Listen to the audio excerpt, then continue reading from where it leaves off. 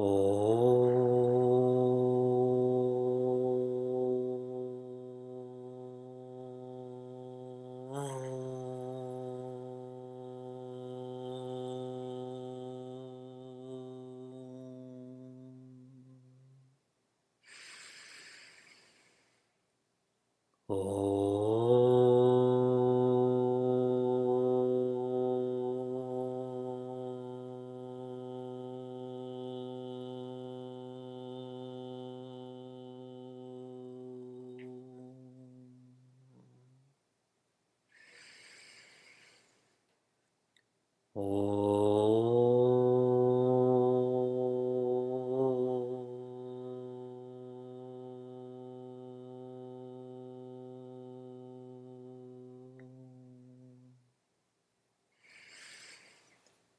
Om Vakratunda Mahakaya Suryakoti Samaprabha Nirvignam Kuru Me Deva Sarvakaryeshu Sarvada Saraswati Namastubhyam Varade Kamarupini Vidyarambham Karishyami Siddhir Bhavatu Me Sada Gurur Brahma Gurur Vishnu Gurur Devo Maheshwaraha Gurudeva Param Brahma Tasmai Shri Gurave Namaha.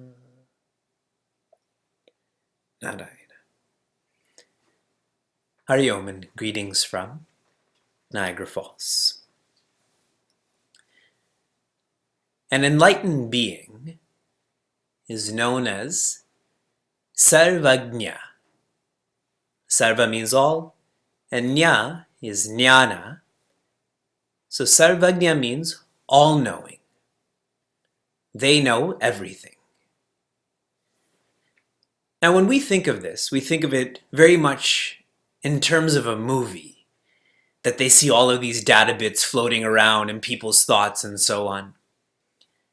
That's not how an enlightened being knows. An enlightened being has the potential to know everything, anything and everything. Whatever they focus on, they come to know completely. And I'll give you a worldly example, and then I'll give you our scriptural reference. If I'm the president of the United States of America, here's where you all smile, and I wanted to know what's happening in Illinois, or I want to know what's happening with a certain department, I simply ask, and that chief, that secretary, that governor will provide me with that information, correct? So by focusing in a particular direction, I get that knowledge. Agreed? When Rishi Valmiki thought about the perfect being, when he thought about Bhagwan Rama, then he saw the whole flow of Bhagwan Rama's ayana, and he documented it. The same goes with Rishi Vyasa. When he thought about Bhagwan Narayana and his expressions as avatars, as Bhagwan Krishna, he focused on this, and that whole flow came to him, and he documented this. Now, what does this have to do with us? We are focused on how an enlightened being focuses. Sri Ramana is free, and the way he writes is the way he thinks. So what have we been doing? This is class 23 for more than 23 hours, 23 weeks. We are focusing on how to think through Upadesha Sara. In Shloka 23, we saw how existence is awareness and awareness is existence, and both of them have no other, so existence awareness is joy. And this is a deep thought. I'll give you some references.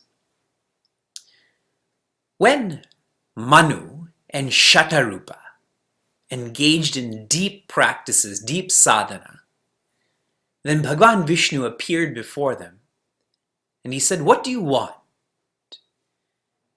And Manu and Shatarupa said, "We want to have a child like you."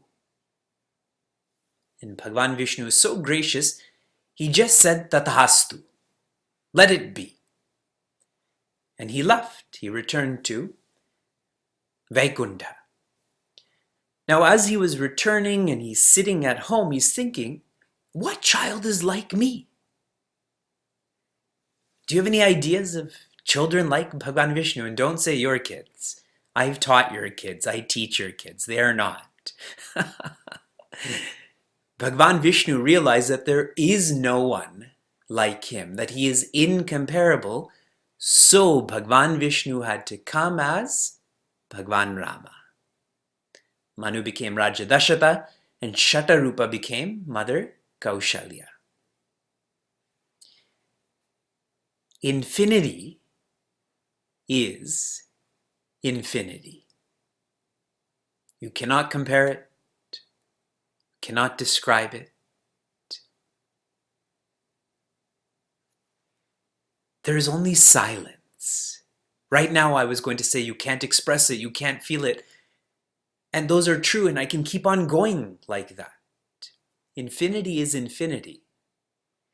Sat Chit Ananda, some say, is the nature of infinity, but that too is describing infinity.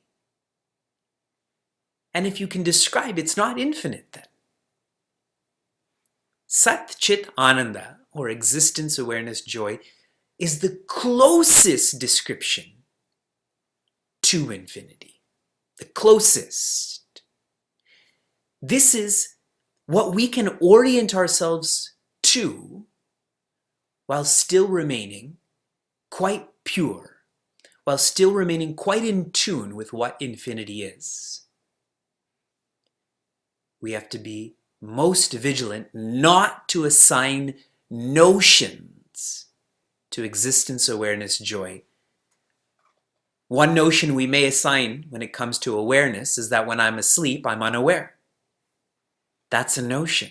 Awareness is still present, is still active when one is asleep.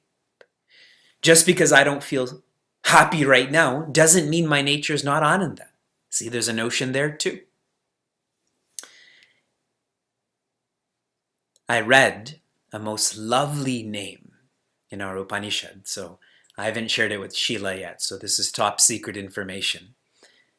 Aswapna. That would be a lovely name for a daughter. Aswapna. We have lots of people who are named Swapna. Aswapna means dreamless, which means the one who is always awake. Many of us are always awake biologically because we can't sleep, but this one is always awake, this name, this being, to that existence, awareness, joy. Do you like that name? Should I present it to Sheila or just give up on that? What's your daughter's name? Dreamless. What's your son's name? Editor. What kind of negligent parents are you? We continue. We're on Shloka 24. Isha jivayor veshadhibhida. Isha jivayor veshadhibhida. Satsvabhavato vastu kevalam. Satsvabhavato vastu kevalam. Isha, or Ishwara, and Jiva. What does this sound like or feel like in English? How do we relate to this? Isha is the total, and Jiva is the individual. Isha is the creator, and Jiva is the creation. Why this verse begins with this quarter is to show that if one is present, the other is also present. If there's creation, there has to be a creator. If there's a total, there has to be an individual. How? How is this dependency manifesting? What is their relationship? This is shared in the second quarter. Vesha di beda. Vesha means physical, di means mental, and beda means differences. So this is the translation, and the implied meaning here is the difference between the total individual, the creator creation, is based on conditionings, based on limitations. Total is big, individual is small. Creator is original, creation is new. These are all conditionings, or using a word I earlier used, these are all notions. In Sanskrit, the words that are used are sarva for that which is big and alpa for that which is small. In a physical example, Isha is the wave, Isha is the ocean and Jiva is the wave.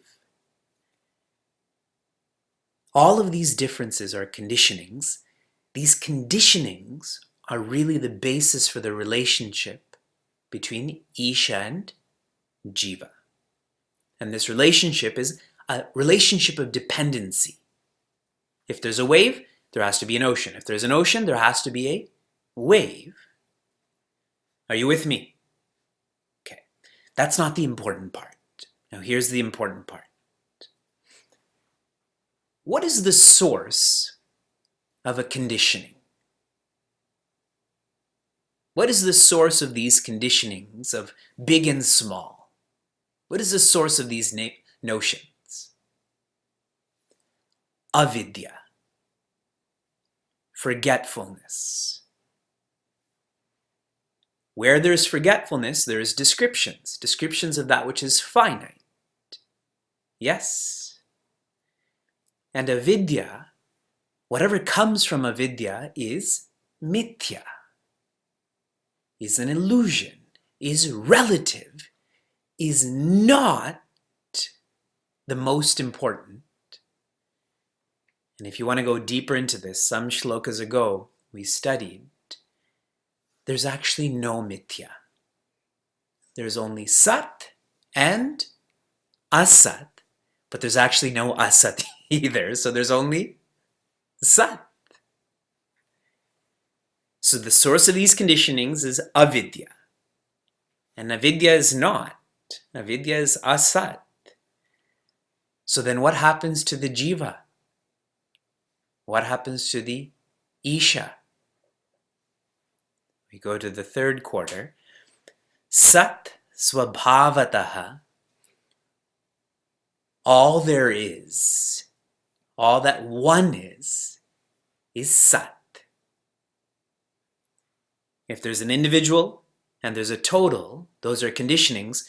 When you leave those conditionings, what is? Infinity. If there's creation and the creator, if you leave those conditionings of small and big, alpa and sarva, what is there? Consciousness. In our meditation and life course, there's a really lovely line that I was highlighting. The scriptures have a mysterious touch.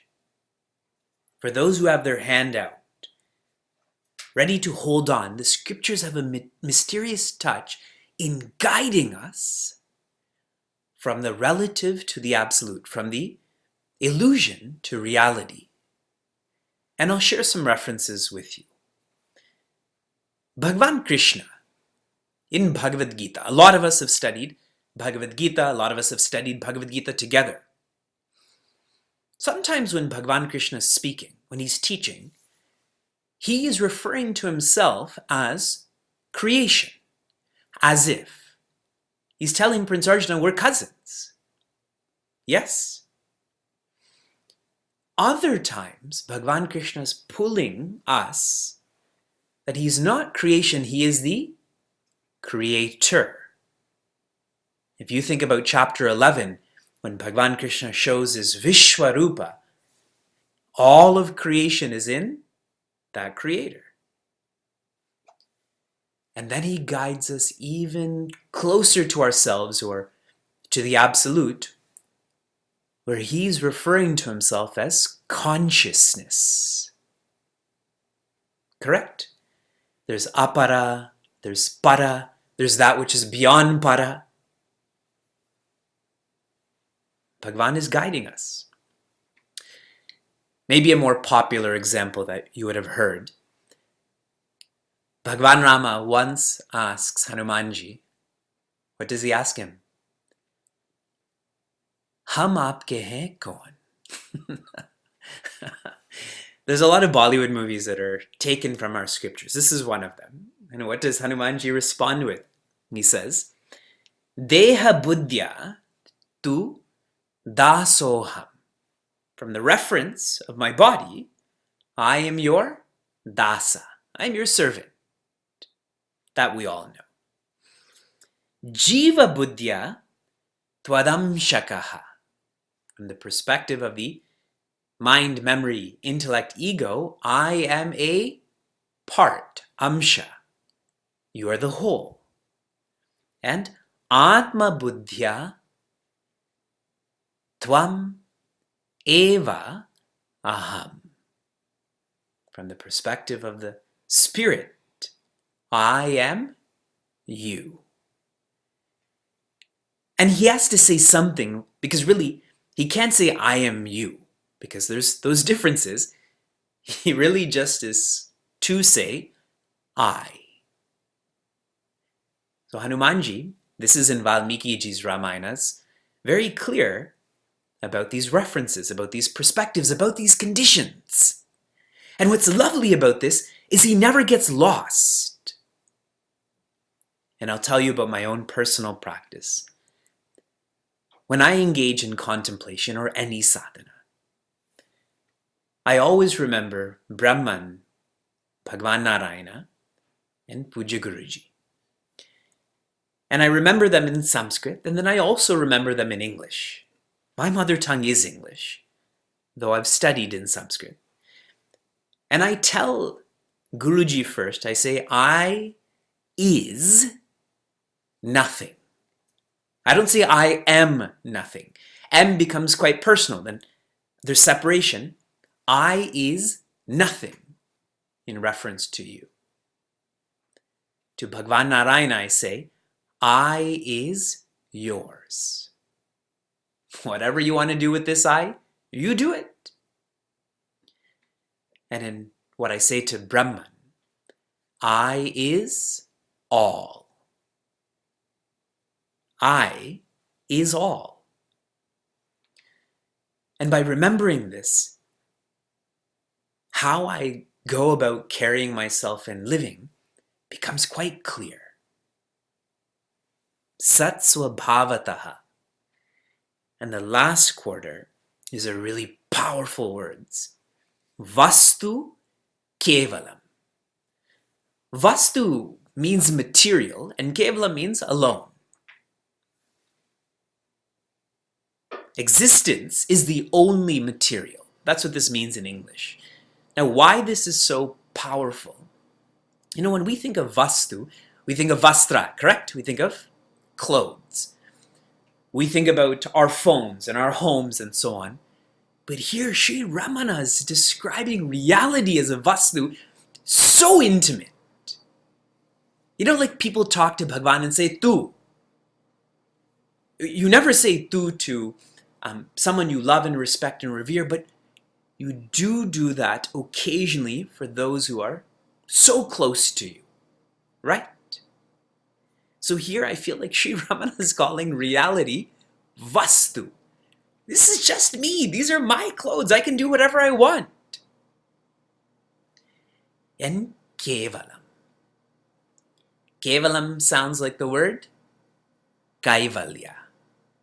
Kevalam means there is no other. When there's no other, there is freedom. There is freedom. What's special about tomorrow? How many of you know what's special about tomorrow by show of hands? Only one hand. Tomorrow is International Women's Day. So I was thinking hard about a really inspiring quote for me, and maybe for others too. And so I read one quote that said, and I don't know the exact words, when a woman knows what she brings to the table, she is not afraid to eat alone. When a woman knows what she brings to the table, she is not afraid to eat alone. That quote is copied from this, from this shloka about Kevala. When one knows their nature, that is freedom, right? When one knows their potential, is there any FOMO? Is there any judgment? There is just independent joy. So Vastu, Kevala. What's so beautiful about this shloka, vision determines differences and non-difference. Vision determines differences and non-difference. When someone you dislike does something wrong, how many times do you remember it? When someone you like does something wrong, or worse, how naturally you forget it, correct? Outwardly, the same thing happened, but inwardly, your vision is totally different. One is channeled by dislike and one by like. Sri Ramana is saying our vision is of small conditionings, big conditionings, no conditionings. If you know all of this, you are free. Because the absolute will always align the relative and the even more relative. But if I lose track of the absolute, the relative becomes absolute then. I'm disoriented. Imagine every religion, every religious teacher, every religious student was able to understand this shloka. Then all of the rituals that the dharmic religions, the Abrahamic religions engage in, obviously there's going to be differences. So what? If I also have the vision of non-difference, which is not about the ritual, but the spirit of the ritual, which we call spiritual, then that's about non-difference, correct? Gurudev has shared in the first chapter of meditation and life, the vision of every religion is self-mastery. But how religions create that self-mastery is totally different. Yoga is the means, moksha is the ends. Each religion's yoga will be different. Now bringing it to us, every one of us has different ways of living. Some rush in the morning, some speak pleasantly, some are those who like to be at home, some like to be in the community. That will obviously be different. But as long as we have that vision also of this oneness, this vision of we all want to be happy, then these differences don't bother us. We become so accepting. We become so cheerful. One shloka, our whole lives can change. Vision. And in Sanatana Dharma, what's the word for vision? Darshana. Darshana is the word. The next shloka will highlight this much more. Let's chant shloka 24 together. Isha jivayor veshadhi bheda satsvabhavato vastu kevalam.